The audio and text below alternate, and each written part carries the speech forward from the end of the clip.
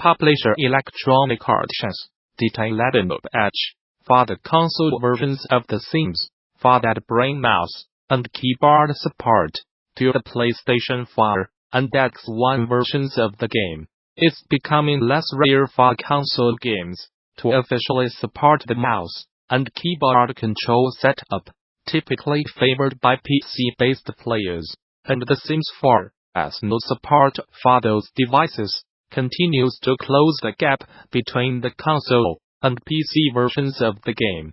The update detailed on its website today means that players are able to connect any supported mouse and keyboard directly to their systems. There are options for sensitivity and handedness, as well built into each system's device options menu. But basic functionality should be as simple as plugging the devices in and starting the game. Both the X1 and PlayStation 4 offer support for mouse and keyboard play, though the call on if the game will support the option is left up to developers. While mouse and keyboard support is a natural fit for a series like The Sims, other games, namely those with a competitive spin, like the cross-platform Fortnite, have balancing issues to consider when deciding how different controller options factor into play. Still, the option has become so popular for developers and players that companies like Razer have rolled out mouse and keyboard sets specifically designed for use on console. The Gamasutra job board is the most diverse, active and established board of its kind for the video game industry. Here is just one of the many positions being advertised right now. Location: Chicago, Illinois or Cambridge, Massachusetts. This belief is a game development studio focusing on contracting and consulting services. We have worked with both AAA and independent studios to help their projects ship. Notable projects we have worked on include Gears of War 4, Borderlands, The Handsome Collection, and Perception. At Disbelief we value work-life balance, and want to create an alternative to the crunch culture prevalent in game development. We also believe strongly in investing in our talent and our team. Disbelief is a place to puzzle out the solutions to cutting-edge problems in graphics and engine programming, but also a place where people can grow their careers and skill sets as valued members of a stable and close-knit team. Currently, we are looking for a junior programmer. This opportunity is for a full-time position in Cambridge, or Chicago. Junior programmers at Disbelief are called on to develop and debug in a variety of areas from gameplay to car engine programming. You are expected to learn new systems and projects as you grow as a developer, with support and training from more senior members of the team.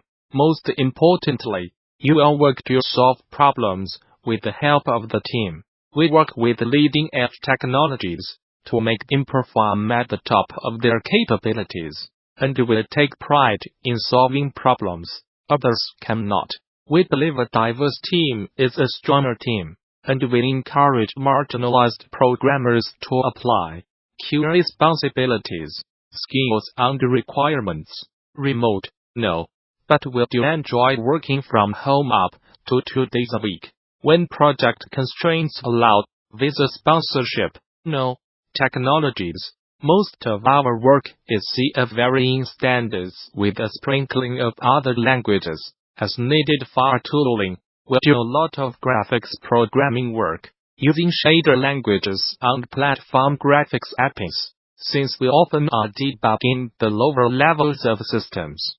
Being able to read X6 for ARM assembly is useful. Primarily we work with Unreal Engine 4. But we also work with Unity and custom game engines. Our work uses rendering, physics, audio, VR, AR, and other APIs frequently. Our primary platforms are PC, X1, PS, Switch, and VR devices. Interested? Apply now. Whether you are just starting out, looking for something new, or just seeing what's out there, the Gamasutra job board is the place where game developers move ahead in their careers. Gamasutra's job board is the most diverse, most active, and most established board of its kind in the video game industry, serving companies of all sizes, from indie to AAA, looking for a new job. Get started here. Are you a recruiter looking for talent? Post jobs here. The 2019 Game Developers Conference will feature an exhibition called GDCDEDICATEDTOGAMES that uses alternative control schemes and interactions. Gamasutra will be talking to the developers of each of the games that have been selected for the showcase. Extra Reality Codebreaker gives players what appears to be an OTV, tasking them with interacting with 16 puzzles on different channels. Finding the answer to those puzzles is just the beginning, as players must then look at the information they have found and work it out in the real world. Gamasutra spoke with Paul Ledwich, developer of Extra Reality Codebreaker, to learn about the difficulties faced in designing puzzles around a single input. We also talked about the developer's interest in engaging the player outside of the game world, bringing play beyond the screen, by drawing the input interact into reality. My name is Paul Ledwich, and this was a solo project. I did all of the programming, hardware engineering, puzzle design, art, and woodworking. Extra Reality Codebreaker is a puzzle game involving finding hidden codes in strange, interactive television channels. There are two dials on the box. The top dial selects the puzzle, while the bottom dial is what you use to solve it.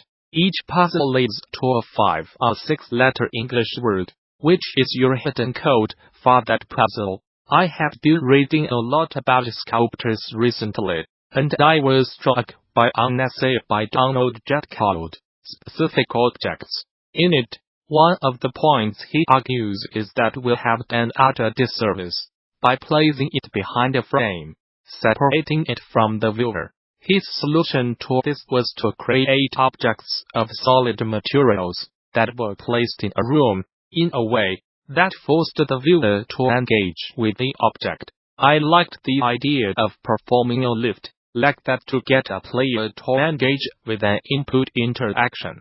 But instead of moving the game scene out from behind the screen into the real world, like via I thought that I would try lifting the whole input interaction, and have the player mimic the interaction outside of the game.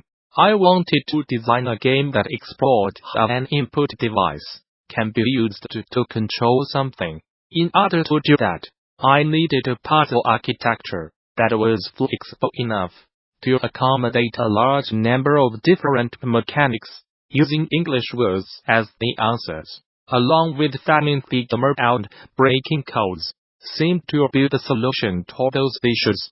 The game is designed to explore dial interactions. As a result, the dial needs to be used in as many different ways as possible. In general, I started with a possible way for a dial to control something, and built the puzzle around it. The tricky part there is that you need a way to extend the interaction in order to design the second step of each puzzle, which was not always possible. I really enjoy the design of old television sets, especially the wooden ones.